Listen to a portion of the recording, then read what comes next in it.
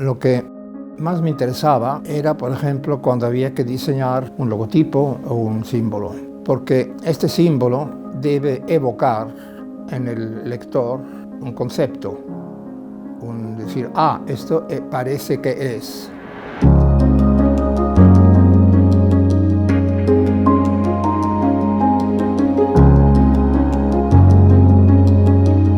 Tienen que tener unos rasgos visuales, como por ejemplo la utilización de un determinado tipo de tipografía, siempre en todos los soportes, de modo que cuando uno miraba un impreso, sin leerlo, podía decir, bueno, esto es de la empresa tal.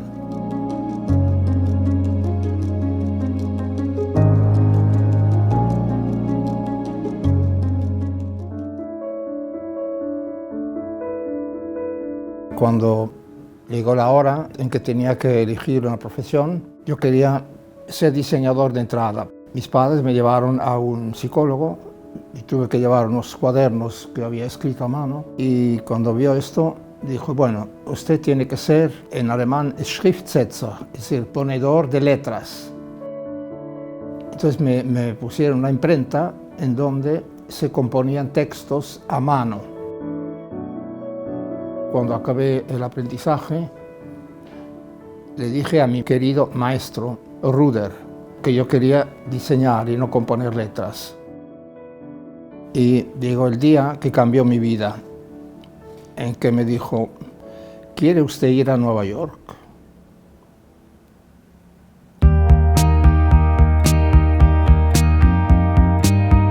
En aquella época el diseño suizo había alcanzado fama mundial y muchas empresas pedían de tener un diseñador suizo. Volví a Basilea, trabajé en la Geigy y un día me dijeron que podía ir a Barcelona. Me propusieron que viniera a dar clases en Eina y Elizaba, así que me quedé aquí, a Barcelona.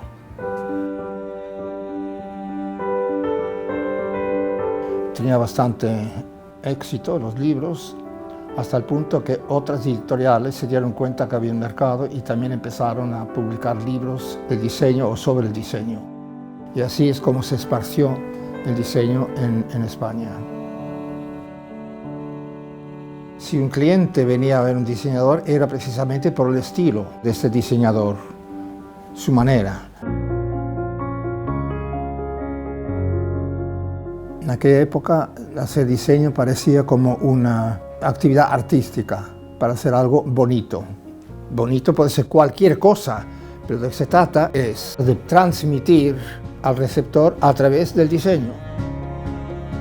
Lo que se tiene que comunicar se reduce a la esencia misma, fuera todo lo que es insignificativo, de tal modo que este símbolo o logotipo evoque en el lector lo que el cliente pretende transmitir.